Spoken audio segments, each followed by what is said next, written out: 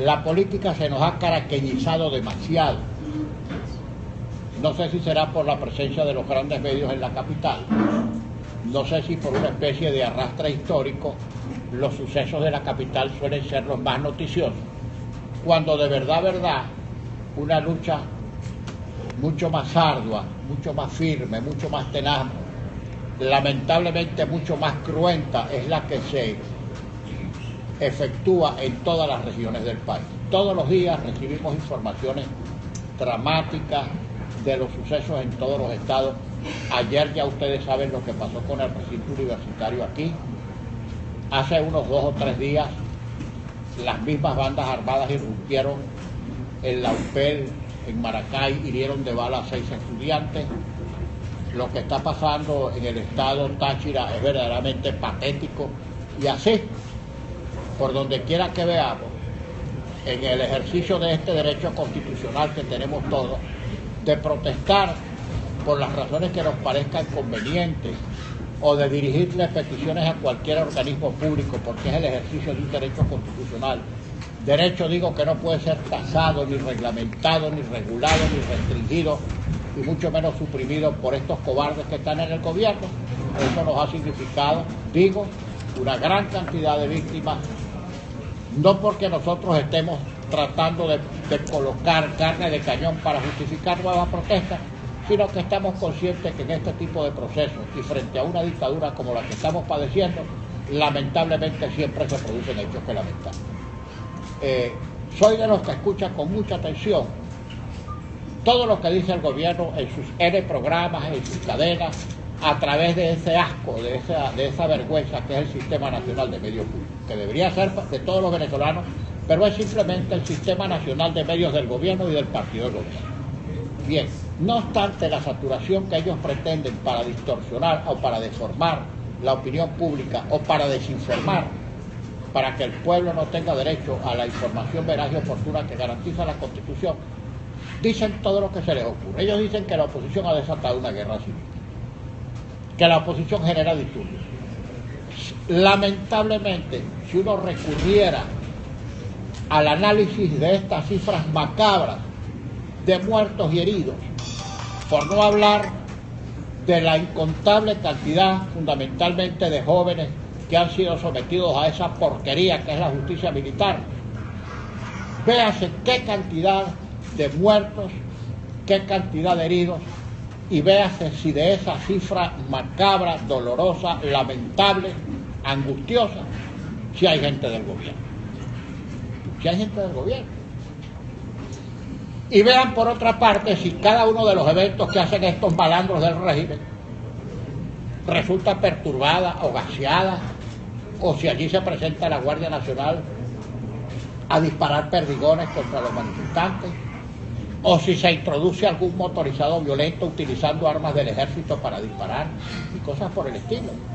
Ellos hacen sus eventos donde les da la gana, por supuesto que sin pena ni gloria, porque aún llevándose a los pobres funcionarios públicos a reviate, casi arrastran. Sus eventos son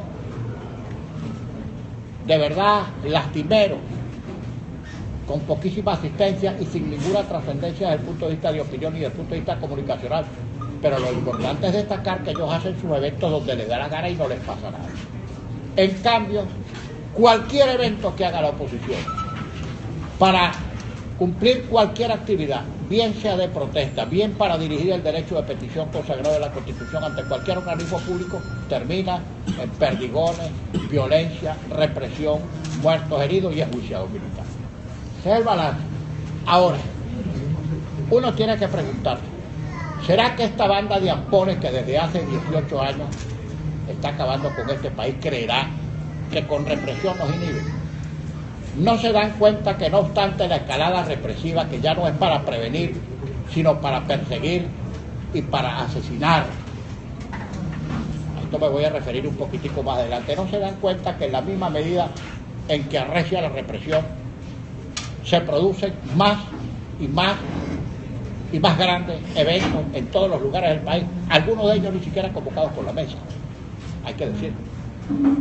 Que el espontaneísmo, que la reacción espontánea de la gente, sea porque tiene hambre, sea porque no tiene medicina, sea porque le han quitado los servicios públicos, sea porque el AMPA los tiene azotados y no les permite vivir, se están reproduciendo en toda Venezuela de manera, como se diría hoy, casi que viral.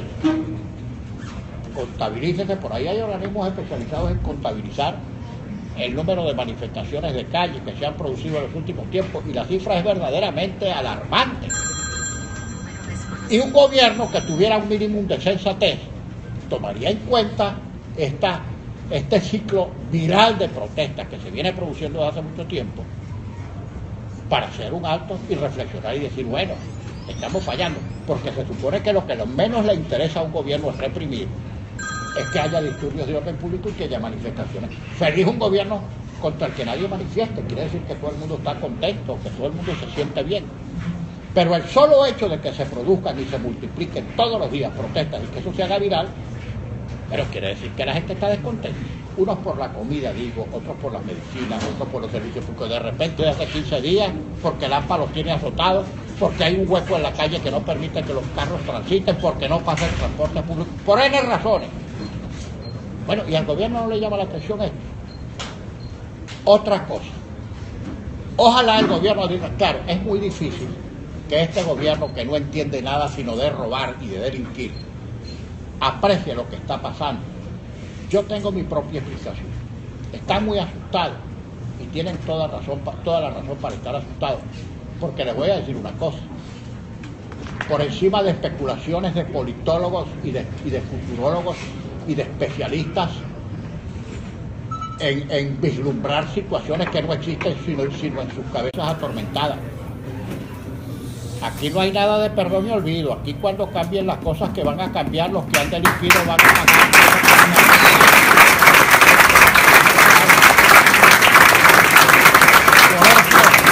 Por eso, por cierto, cada vez que oigo la palabra transición, quiero suponer que quienes la están utilizando lo hacen de buena fe y solo en el sentido semántico del idioma y no desde el punto de vista político. Porque los procesos de transición comportan muchas cosas, leyes de perdón y olvido, leyes de punto final, justicia transaccional, soporte de los enclaves autoritarios de uno u otro gobierno y una serie de cosas que no me voy a detener a explicar aquí porque no es el tema de la rueda de prensa. Pero aquí el que esté hablando de transición, espero que no sea esta transición porque con nosotros nos van a contar para ninguna transición que signifique cabronear a los delitos que se han cometido en todo este tiempo y por los que alguna gente tiene que pagar los que los han perpetrado, sean militares o sean civiles. Que eso quede claro. Ok. Pero bien, se supone que a un gobierno que tuviera dos dedos de frente a un hecho de manifestación pública más bien, busca normalmente sin reprimido, porque parece mentira, a veces más noticia es la represión que la manifestación misma. Por ejemplo, ¿qué ocurriría si la oposición dijera vamos a marchar hasta la defensoría del señor Tarek a consignar un documento de protesta porque como presidente del poder moral ha incumplido la Constitución y no ha iniciado el procedimiento de destitución de los magistrados de la sala prostitucional? Es un derecho nuestro. Ahora, ¿por qué no dejan que uno lleve su documento y lo consigne? No. Entonces, por el solo hecho de que vamos a llevar un documento para recordarle a ese zángano, a ese malviviente de la peor ralea, a ese ladrón, a ese poeta fracasado, que estaré muy alzado. No deja que le llevemos el documento. Debe ser que el documento muerde, o que el documento es venenoso, o es una carta explosiva que lo va a volar, a dinamitar. No, prefieren entonces reprimir con lo que significa de noticia alrededor del mundo la represión por encima del derecho constitucional de hacer, de consignar el documento. Y así, vean ustedes, si vamos al Consejo Nacional Electoral a pedir las elecciones que están vencidas, represión. Si vamos a la Defensoría a llevar un documento, represión. Si queremos ir a la Fiscalía a manifestar lo que nos dé la gana, represión. ¿Y qué decir si tú dices que vas al Ministerio de Relaciones Interiores? Pues suponte que mañana diga vamos a Miraflores porque es nuestro derecho a manifestar. Si ellos manifiestan frente a Miraflores, ¿por qué no podemos manifestar nosotros? Lo que pasa es que ellos tienen la fijación del 11 de abril, cuando el pueblo de Caracas se echó a la calle, llegó hasta Miraflores, y ese gran machote, que era Hugo Chávez, se dejó bajar los pantalones por el pueblo venezolano y todo el mundo vio que estaba capado. Ese es el temor, que lleguemos a Miraflores. Un gobierno democrático no tiene que temer que los ciudadanos lleguen frente al Palacio Presidencial a manifestar, como un gobernador no tiene por qué temerle a que el pueblo vaya frente a la Casa de Gobierno a decirle lo que le dé la gana al gobernador. Y mira que a este encargado, a este Pinter, lo buscaron para acá, este emergente, que buscaron para acá. Parece que hubiera sido mejor que dejaran al zángano que tenían aquí, La burriquita. el gobernador. ¿Ah? La burriquita. La burriquita, le decía. Bueno, total entonces que termina siendo más noticia la represión que la manifestación. Pero fíjense, el hecho concreto, cuántos muertos van, cuántos heridos van, cuántos sometidos a justicia militar están. Me quiero detener aquí un momento. Fíjense cómo andará el gobierno de asustado. Tiene razón, Nicolás tiene razón, para tener una rectocolitis crónica que no se le va a parar con este tipo de cosas. Él tiene razón en tener estas alteraciones gastrointestinales, tiene muy buenas razones para tenerlas. Bien, pero no les basta con esta mal llamada justicia civil. ¿Qué pasa con la justicia civil? Me estoy refiriendo a la justicia penal de los que ejercen jueces civiles. Bueno, que agarran detenido cualquier manifestante, no hay flagrancia, no hay delito, no hay prueba, y así las cosas, el fiscal militar, que es el titular exclusivo de la acción penal, pues no imputa. Si no hay delito, si no hay prueba, si no hay flagrancia, el titular exclusivo de la acción penal dice: yo no imputo, no puedo imputar. Entonces, ¿qué hace el juez civil penal? Dice: ah, bueno, si bien usted es el titular de la acción, yo voy a ejercer el control judicial sobre el proceso, y te lo deja detenido. Ese control judicial no existe en ninguna parte. En ninguna parte. Existe la titularidad exclusiva del ejercicio de la acción penal en el Ministerio Público, y si él imputa, sigue el proceso. Y si él no imputa, hay excarcelación inmediata. Bueno, en esos supuestos, porque lo que interesa es tener detenido al que agarraron, así no haya cometido ninguna infracción. Entonces él dice: yo ejerzo control judicial, y ahí se queda preso. Como no les bastaba este chiquero, este pozo sáctico de la justicia penal en manos de los jueces chavistas, inventaron lo del juicio militar, que es mucho peor. Bueno, y se lo han dicho incluso juristas del propio régimen. Por tratados internacionales y además por constitución, los civiles no podemos sino ser enjuiciados por jueces civiles. Supóngase que yo, que soy civil, trato de asaltar un cuartel para robarme un tanque de guerra, que es un delito contemplado en la legislación militar, y ese delito militar tiene que ser juzgado por mis jueces naturales, que son los jueces civiles. El ciudadano fulano de tal cometió un delito militar, pero como es civil, ese delito militar se juzga en jurisdicción civil. Y si un militar retirado incluso comete el delito militar, tampoco lo enjuician los tribunales militares, sino los tribunales civiles. Los tribunales militares son solo para enjuiciar delitos militares cometidos por militares en servicio activo. Si un militar, por ejemplo, comete delito de hurto calificado, usted sabe que ellos son unos grandes ladrones, que se roban la comida, que se roban la gasolina, que se roban todo lo que se roba. Pues no se han robado, cuño, no sé qué, no. El Mar Caribe. Bueno, se han robado el Mar Caribe porque no tienen donde almacenar. Pero bien, si un militar comete un delito de carácter civil, no puede decir: a mí me juzga mi tribunal natural, que es el tribunal militar, sino que él resulta juzgado en jurisdicción civil. Ahora, si el militar en servicio activo comete un delito militar, ahí se ha juzgado en jurisdicción civil. Bueno, ese es el mapa.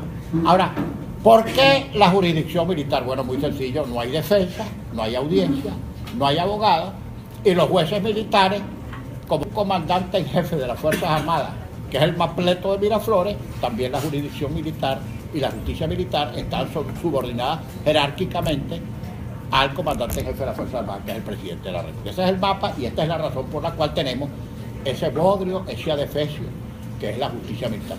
Si la justicia civil de este gobierno es una porquería, la palabra adecuada del diccionario es bien difícil de encontrar, pero lo que les quiero decir es que esa es una atorrancia, es una porquería, es un asco, es un vomitivo, es una pústula, es una llaga podrida la justicia militar. Y a ellos hay que hablarles claro para que no crean que les tenemos culillos, porque esa es otra cosa que se les ha metido en la cabeza. A las Fuerzas Armadas, a estas que tenemos ahora, ni se les teme, ni se les quiere, ni se les respeta. Por eso es que ustedes ven en todas partes jóvenes con las manos vacías correteando a esa horda de cagones y de cobardes que son los militares, que por más artillados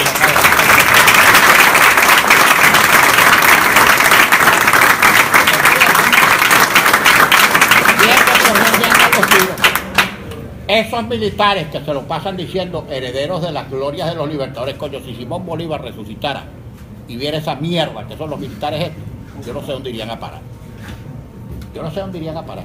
Estos cagones, estos cobardes, abandonaron la reclamación del Esequibo. Esa reclamación histórica está perdida por la cabronería de los militares venezolanos, que inclusive no fueron capaces de reaccionar cuando el vagabundo de Hugo Chávez, en una reunión en el foro del Grupo de Río, renunció, hizo dejación de la reclamación venezolana, diciendo, bueno, los gringos inventaron una guerra y utilizaron para eso una vieja reclamación ADECA. ¡Estúpido! Estúpido, vieja reclamación. Si las reclamaciones internacionales, cuanto más viejas, más históricas, más respetables son. Ese animal que era Hugo Chávez, ese imbécil, fue incapaz de pensar que una reclamación, cuanto más vieja, por histórica, es más respetable.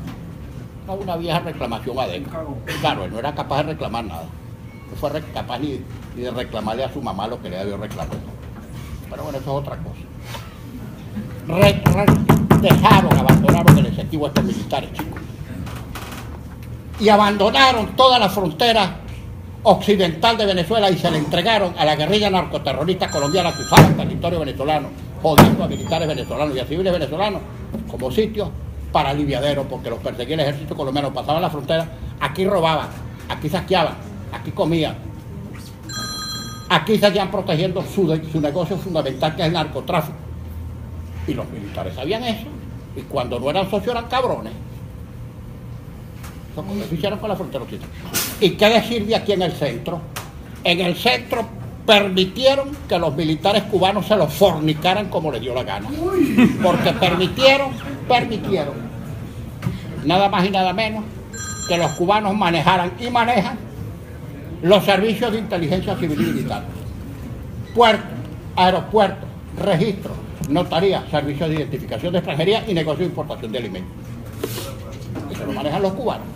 ¿Y dónde están las gloriosas Fuerzas Armadas herederas de los ejércitos libertadores? No, por Dios. Haciendo negocio, embuchados, preñados de real. Entonces que no se quejen cuando afuera descubren a la hija de estos militarones ladrones y los corretean.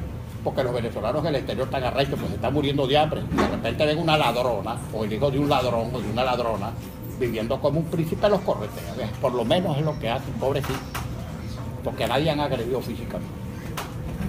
Bueno, pero estas cosas hay que llamarlas por su nombre para que ellos no crean que tenemos miedo. No tenemos miedo, el miedo lo tienen ellos y tienen razón de tener miedo, porque el día que salgan del gobierno y van a salir a punta de muerto, van a terminar sus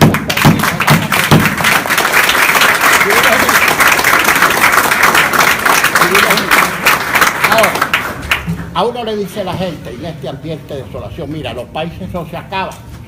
Por eso es que es importante la presencia nuestra en todos los lugares del país. La prostituyente, ya voy a hablar de eso. La prostituyente. No sé si está Luis Carlos Padilla. Aquí está. Ya les traje, tú sabes que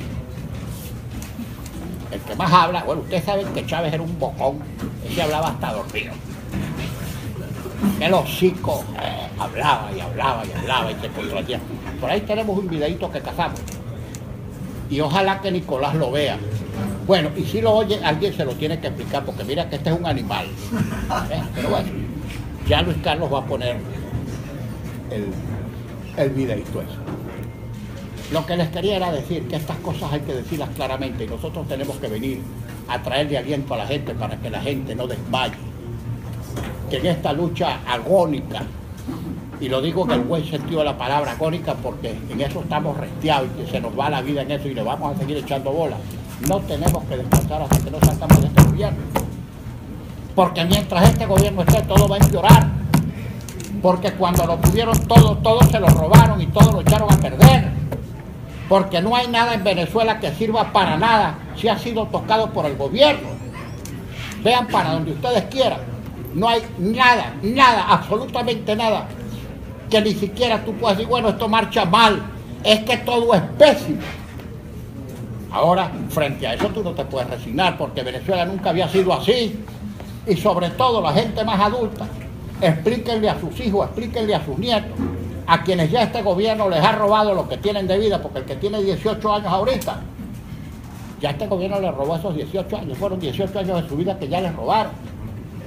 Y al que tenga 60 años, Chávez le robó 18 años.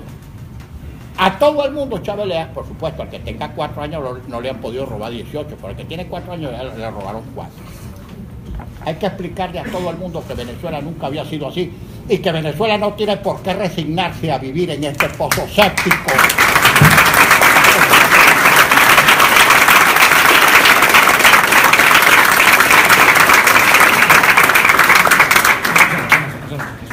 ¿Ah? La prostituyente. Ya va, espérate un momento. Un poquitico de paciencia. Después vas a preguntar lo que tú quieras. Incluso puedes preguntar hasta lo que no debes preguntar. Te pregunta todo. Pero fíjate, cuando uno habla de esta constituyente tramposa, de un ardid que se le ocurrió para no hacer elecciones, dice, bueno, pero ¿cómo vas a estar inventando una elección que no está en ninguna parte? Que se te ocurrió de repente y elecciones ya vencidas no las haces. ¿Cuál es la explicación? Bueno, no te dan ninguna explicación. Para mí que están inventando eso para seguir alargando las cosas y no hacer las elecciones que tienen que hacer. Esa es la explicación que yo le doy. Bueno, ahora yo también creo prudente decirle a la gente que todos nosotros que le hemos dado vuelta a la cabeza, los dirigentes de todos los partidos, los diputados, nosotros tenemos decidido no ir a esa porquería, a esa farsa que se llama esta cosa que está armando, que es una constituyente y que sectorial y que comunal. Esa constituyente no está en la constitución venezolana. Cuando Chávez hizo la constituyente, se hicieron 3 procesos electorales. Un primer proceso, para que la gente emitiera su opinión sobre 2 temas. Primero, si se hacía o no la constituyente. Se le preguntaba a la gente, sí o no. Y una segunda pregunta en la misma consulta, en que se le preguntaba a la gente si estaba de acuerdo con aprobar las bases comiciales propuestas, para que la gente dijera sí o no. Después que en ambas preguntas el pueblo se expresó positivamente, se procedió a convocar la elección de diputados a la constituyente. Claro, el sistema fue trucado, tramposo, lo que sea, pero se hicieron las elecciones. Y después que fue electa esa asamblea constituyente, que en 6 meses redactó la constitución esta que está aquí, después llamada la bolivariana, se sometió a referéndum de la gente para que la gente dijera si aprobaba o no el texto que habían redactado los constituyentes. 3 elecciones, antes, para y después. Bueno, ahora es que pretende hacer una constituyente sin referéndum. Si ustedes revisan la constitución se darán cuenta que hasta para la enmienda, que es el cambio de un articulito, para la reforma, que es el cambio de algunos artículos más, después de la enmienda y de la reforma, que ambas se discuten en la Asamblea Nacional, según dice la Constitución, eso tiene que ser llevado a referéndum. Ahora, si tú llevas a referéndum una enmienda o una reforma para que el pueblo la apruebe o la niegue, ¿cómo no vas a llevar una constitución? Una constitución que vas a cambiar como te da la gana. Insólito. Ahora, ¿por qué? Si ellos han dicho que no van a cambiar la Constitución, sino hacerle algunas modificaciones, es decir, una reforma, ¿por qué no discute esa reforma en la Asamblea? ¿Qué es lo que dice la Constitución? Que la reforma y la enmienda se tramitan en la Asamblea. Ah, porque no controla la Asamblea. Eso es todo. Está proponiendo una reforma que no es reforma a través de una constituyente. Tomemos por caso, si alguien pertenece a un consejo comunal, que no está en la Constitución, las comunas no están en la Constitución, pero si alguien pertenece a un consejo comunal, por ahí vota para elegir constituyente. Si está en una universidad del Estado, por ejemplo la UNEFA, ahí vota para votar por un constituyente. Si es de escoger el constituyente de la VC. Si es sexo diverso, vota también en el sector, en las organizaciones del sexodiversismo que acepta el gobierno. Invalidez. Algún problema, alguna invalidez física, ahí también vota en las organizaciones y con los candidatos que reconocen los derechos. Esa persona tiene 7 votos, o 6 o 8. Señores, si el voto en este tipo de eventos es universal, directo y secreto, es decir, una persona un voto, no una persona 6 votos o 7 votos. Bueno, pero por favor, buscarlo, vamos a poner para que ustedes vean lo que decía el comandante Terro. Nuestra Constitución, una de las mejores del mundo, Pegan al micrófono. nada de cualquier capricho personal, de cualquier capricho de un grupo, de una secta o de un grupo político. Hoy en Venezuela, para cambiarle una coma, un punto, una letra a nuestra Constitución bolivariana, nadie puede hacerlo. El único que puede hacerlo es el pueblo venezolano, el referéndum nacional. ¿Se escuchó? Sí.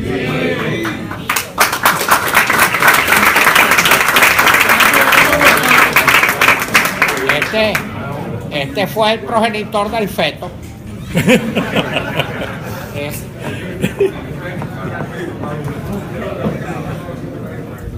bueno. Ahora fíjense como epílogo de esta ya larga exposición, estos están asustados y quieren mantenerse ahí como de lugar. Claro, nosotros vemos con angustia que el remedio que quiere Maduro para curarse su culillo es Venezuela, ese es el remedio. La tranquilidad de Venezuela, el progreso de Venezuela, el desarrollo de Venezuela, todo eso se sacrifica para yo quitarme mi miedo, porque él sabe lo que le va a pasar cuando deje la presidencia. Y la va a tener que dejar, porque él no puede permanecer ahí contra la voluntad popular.